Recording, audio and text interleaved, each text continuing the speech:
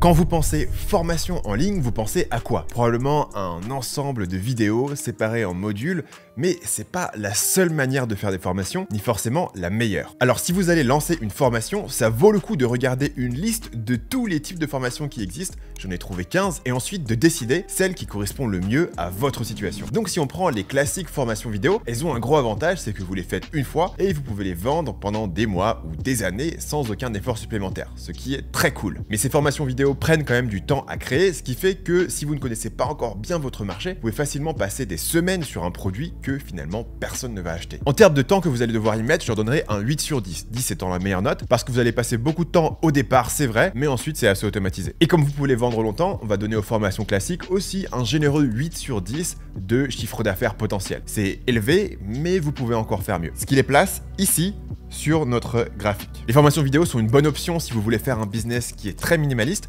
vous voulez pas trop interagir avec vos clients, vous n'essayez pas de faire le maximum de chiffre d'affaires ou le maximum de croissance, et vous connaissez déjà bien votre marché et vous avez une idée de ce qui va fonctionner. Mais supposons que vous débutez, que vous n'avez pas encore une bonne connaissance de votre marché, ni même une preuve que les gens vont acheter le produit que vous allez créer. Dans ce cas, il y a une autre option que vous pouvez regarder, et c'est les ateliers en direct. Un atelier en direct, c'est essentiellement un webinaire payant, vous allez faire une session de 2 ou 3 heures en direct, où vous allez enseigner quelque chose aux gens avec des slides que vous avez préparés et ensuite vous allez répondre à leurs questions. C'est une approche 80-20 de la vente de formation parce que c'est quelque chose que vous allez pouvoir produire très rapidement. Pour préparer une session de 2 à 3 heures, ça va vous prendre maximum 6 heures, 8 heures, grand maximum, vous pouvez le faire en moins. Et il est probable que si vous avez choisi un bon sujet, dans vos 2 à 3 heures de live, vous ayez pu apporter aux gens 80% de l'information dont ils auraient besoin. Les gros avantages de faire un atelier en direct, c'est que ça va éliminer la procrastination puisque vous avez une deadline. Vous ne pouvez pas continuer à peaufiner votre formation pendant des semaines. C'est un format qui est flexible, vous pouvez vous interrompre pour répondre aux questions des gens, vous pouvez à la fin faire des études de cas avec eux, les accompagner. Vous n'avez pas besoin d'avoir pensé à la formation parfaite parce que vous avez une flexibilité dans la manière dont vous allez la présenter. C'est aussi quelque chose qui peut être lancé très rapidement en pré-vente, essentiellement pré-vente par défaut puisque vous n'allez pas pouvoir faire le live avant de l'avoir vendu et ça vous permet donc de tester plein d'idées. Un exemple de personne que j'ai vu utiliser ce business model, c'est Holly Richards. Holly, c'est un Anglais qui a à l'origine un business de langue et qui a monté un deuxième business où il apprend aux gens comment grossir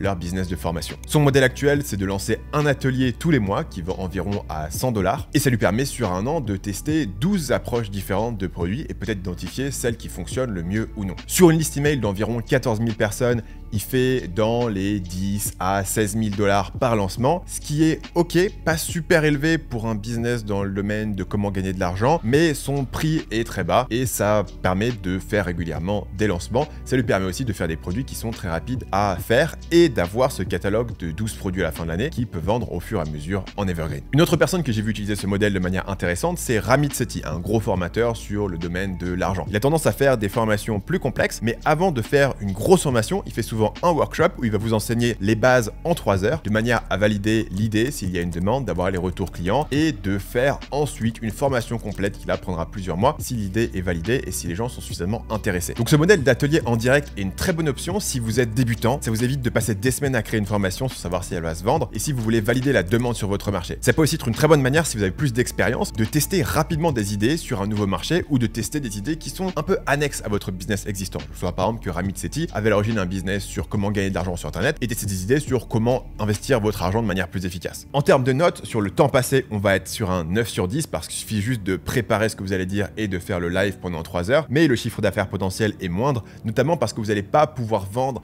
une session en direct pour des milliers d'euros. Donc on va être sur un 5 sur 10 et on va se trouver sur ce schéma ici. C'est génial, j'ai que 2 éléments et déjà ils se chevauchent.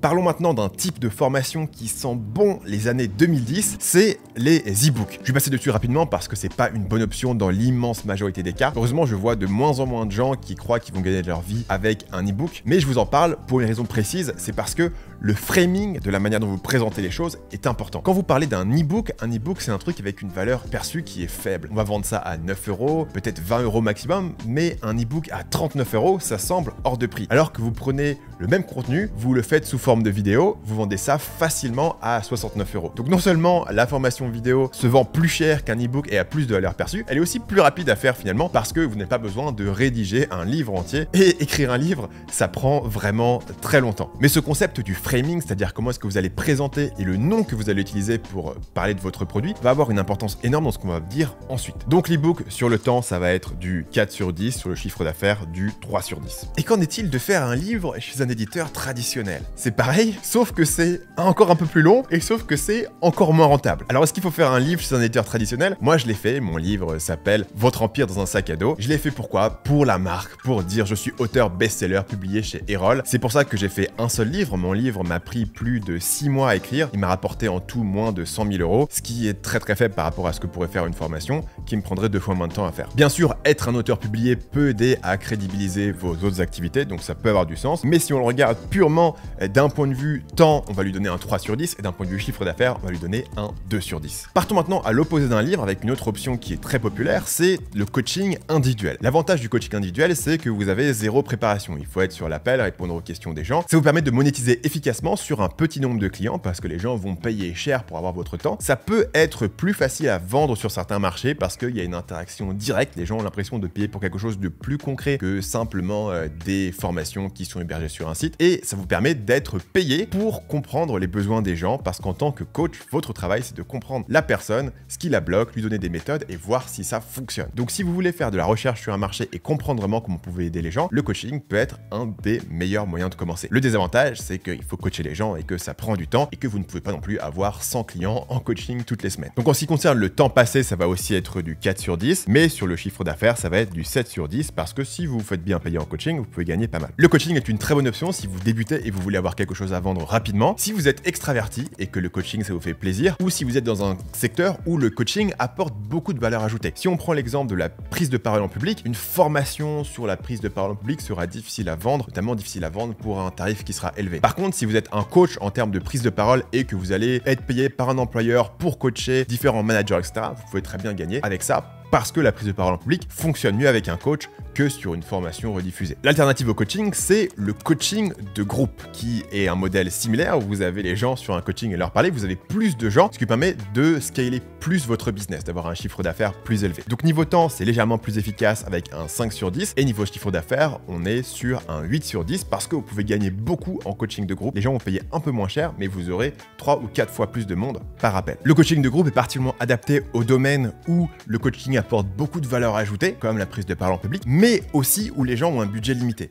Donc un exemple, ce serait les cours de yoga. Évidemment, avoir un coach, un prof en yoga, ça vous aide beaucoup, mais la plupart des gens n'ont pas le budget pour avoir un cours de yoga qui soit individuel, donc vous avez les cours de yoga et globalement, beaucoup de cours de sport fonctionnent sur ce modèle. Mais à mon avis, si vous allez de toute manière passer du temps dans des coachings de groupe, autant aller jusqu'au bout avec un programme d'accompagnement complet. Et un programme d'accompagnement complet, ce que c'est une formation vidéo qui apporte les infos et les bases, qui ajoute une communauté pour que les gens puissent discuter entre eux et être motivés, et vous ajoutez par-dessus soit du coaching de groupe. L'avantage par rapport à une formation vidéo, c'est que la valeur perçue est beaucoup plus élevée. L'avantage par rapport à un coaching, c'est que vous avez besoin de faire beaucoup moins de coaching pour apporter la même valeur, parce que beaucoup de choses, d'informations, de bases, de techniques, de méthodes seront fournies par la formation vidéo. Un exemple de produit qui rentre dans cette catégorie, c'est mon best-seller actuel, l'école des copywriters, où on apprend aux gens à devenir copywriters professionnels et à vendre leurs services à des entreprises. Si je devais avoir des coachs, que je paye cher mes coachs, qui devaient apprendre aux gens l'ensemble des techniques de copywriting pendant des dizaines d'heures sur un appel, le programme serait extrêmement lourd et extrêmement cher. À la place, j'ai la formation en copywriting que vous pouvez passer longtemps à regarder tout seul dans votre coin, apprendre les méthodes, etc. Et à côté, j'ai des coachs qui sont là pour aider aux gens à apprendre la méthode, qui sont là pour les corriger, qui sont là pour répondre aux questions, et très honnêtement, qui sont un peu là pour leur botter le cul quand il y a une personne qui traînasse et qui veut pas aller faire ses exercices, sa prospection, etc. pour les garder sur le droit chemin. Mais le coach n'a pas besoin à chaque cohorte de personnes qui vont rentrer dans la formation de répéter les bases du copywriting qui du coup ont été consignées dans une formation. Si vous faites cette partie coaching vous-même, vous allez faire moins de coaching que dans un coaching de groupe. Donc sur le temps, on va mettre 6 sur 10 et c'est là que vous allez pouvoir maximiser votre chiffre d'affaires parce que c'est le type de programme qui a la plus grosse valeur perçue que vous pouvez avoir et qui scale très efficacement. Vous pouvez facilement avoir des centaines de clients par mois qui payent chacun plusieurs milliers d'euros. Actuellement, c'est donc le modèle le plus rentable qui est souvent utilisé par les gens qui grossissent très rapidement grâce à la pub, mais c'est un modèle qui peut devenir rapidement complexe à grosse échelle parce que vous allez potentiellement avoir besoin d'appels de vente pour vendre vos formations, ce qui veut dire qu'une fois que vous n'avez plus le temps de prendre les appels vous-même, il faut avoir une équipe de vente, ce qui n'est pas facile à recruter et à coacher. De la même manière, une fois que vous n'avez plus le temps vous-même de faire les coachings, vous allez devoir recruter des coachs, etc. C'est pas un modèle totalement passif comme sur de la formation traditionnelle, ce qui fait que vous allez peut-être être intéressé par une alternative plus légère que vous pouvez faire en solo et scaler jusqu'à 1 million d'euros par an avec très peu d'équipes, et c'est les formations hybrides. Une formation hybride, c'est généralement une formation vidéo, avec une communauté et avec un système d'accompagnement asynchrone du type les consultations. Je vous montre à quoi ça ressemble. Quand je suis dans mon école, les gens peuvent cliquer sur le bouton consultation et ici ils vont pouvoir cliquer sur le bouton pour poser une question.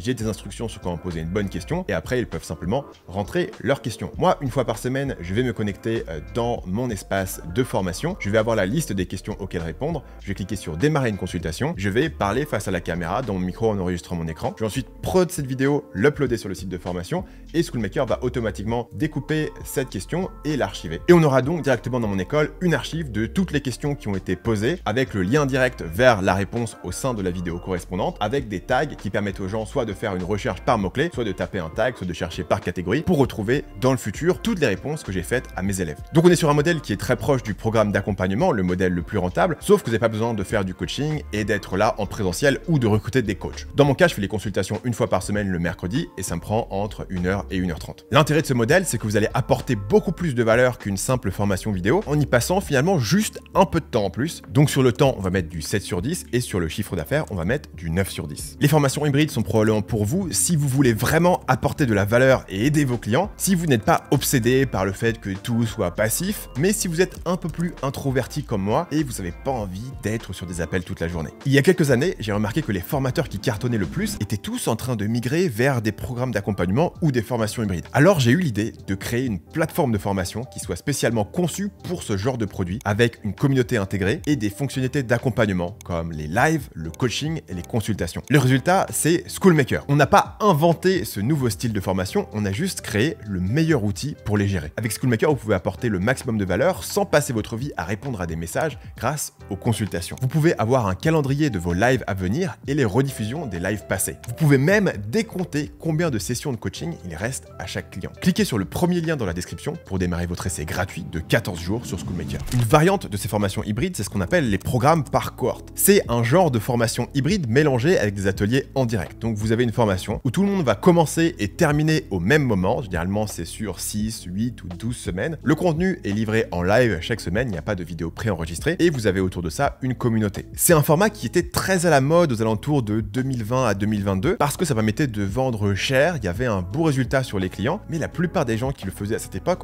ont arrêté. Et pourquoi est-ce qu'ils ont arrêté un business model qui était aussi rentable? C'est à cause du burn-out. À un moment donné, ils n'avaient plus envie d'avoir besoin de refaire la même formation tous les 3 mois. Deux exemples de programmes qui ont beaucoup aidé à lancer cette tendance, c'est Ship30, une formation sur comment écrire sur Internet, qui était à l'origine une formation par cohorte, qui est depuis devenue une formation en vidéo, et la formation de Ali Abdaal qui s'appelle la Part-Time YouTuber Academy, une formation sur comment devenir YouTuber à côté de votre job, qui était pareil au départ une formation par cohorte et qu'il a depuis transformé en une formation hybride. Donc niveau temps, ça en demande beaucoup, vous devez faire tous les modules en direct, on va mettre un 5 sur 10, mais le chiffre d'affaires peut être très élevé, on va le mettre à 9 sur 10, ce qui nous amène ici. On arrive maintenant dans les formats un peu plus exotiques, et le prochain c'est les masterclass. Les masterclass, ça consiste à inviter un intervenant externe pour faire une formation chez vous. Ça peut être fait à différents formats. Ça peut être fait au niveau d'une formation entière, comme ma formation La Fusée, où j'ai invité une personne qui était expert de la pub Facebook. Ça peut être fait au niveau d'un module de formation, comme dans ma formation La Solution, qui est une formation pour les freelances. J'ai un module avec Guillaume Moubège qui vient apprendre ces techniques de prospection par email, ou ça peut même être fait sur le modèle d'un atelier en live. Et du coup, on ne pourra pas vraiment mettre les masterclass sur notre schéma, puisque les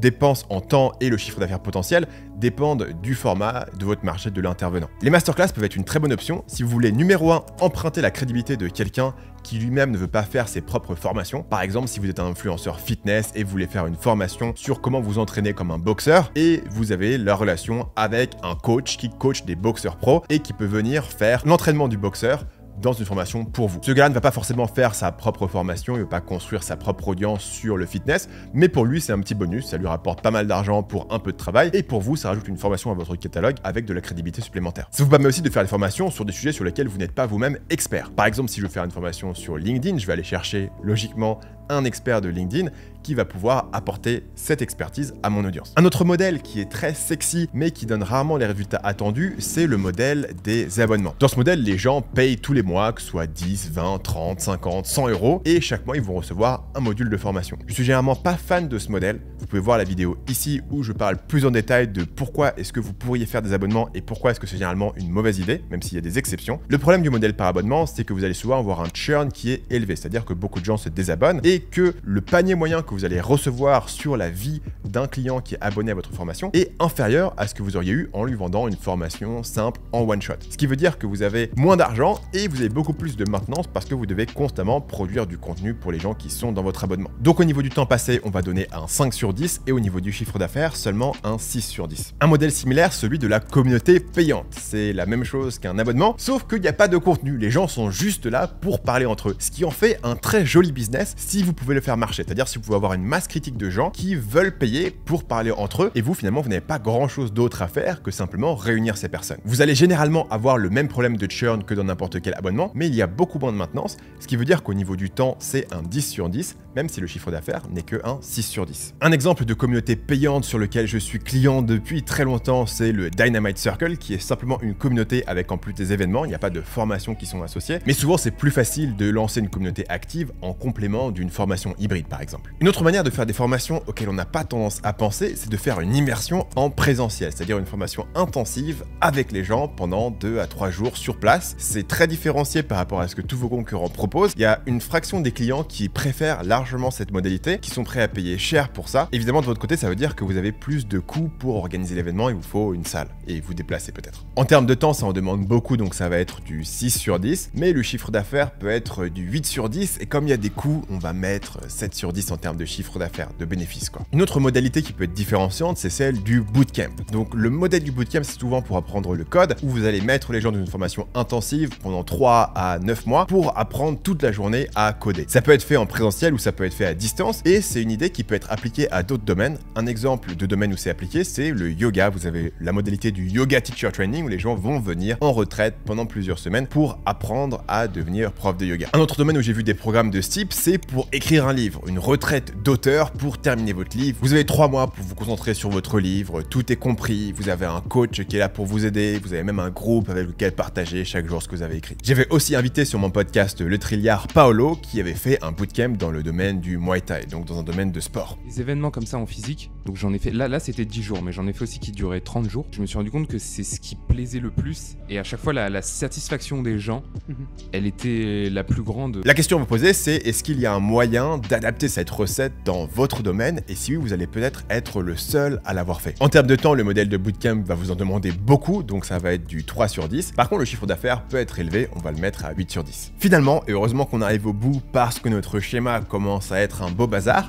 vous avez les masterminds. Un mastermind, c'est généralement un groupe de personnes qui vont se rencontrer de manière mensuelle, hebdomadaire ou même trimestrielle. Ça se fait souvent dans le domaine du business en ligne, les gens vont payer assez cher pour ce type de groupe. Un exemple, c'est Squared qui propose le mastermind 67 qui vous permet de passer de 6 chiffres à 7 chiffres, c'est-à-dire aux alentours de 100 000 euros jusqu'à 1 million, et qui va organiser de manière trimestrielle des rencontres dans différents lieux. Un autre exemple, c'est le club M3 où ils vont faire des masterminds dans différentes destinations exotiques et parfois rencontrer des célébrités, des milliardaires comme Richard Branson. Finalement, il y a des modèles de mastermind totalement en ligne comme celui de Microconf où vous payez uniquement un tarif une fois pour être mis avec votre groupe et après vous vous débrouillez tout seul. Pour l'organisateur, le mastermind demande probablement assez peu de temps, donc on va mettre un 9 sur 10, et en termes de chiffre d'affaires, ça peut être assez élevé si vous êtes dans le domaine du business. Dans d'autres domaines, ça peut être plus difficile d'avoir des gens qui payent plusieurs milliers d'euros juste pour discuter. Selon le domaine, ça pourrait aller d'un potentiel de 3 sur 10 à 9 sur 10. En moyenne, je vais mettre 7 sur 10. Ce qui nous amène ici dans un coin assez occupé de mon schéma. En conclusion, ce que je voulais vous montrer ici, c'est que par défaut, tout le monde pense qu'une formation en ligne, c'est une formation vidéo basique. Mais en réalité, c'est utile de connaître toutes les options possibles pour trouver un moyen d'apporter plus de valeur,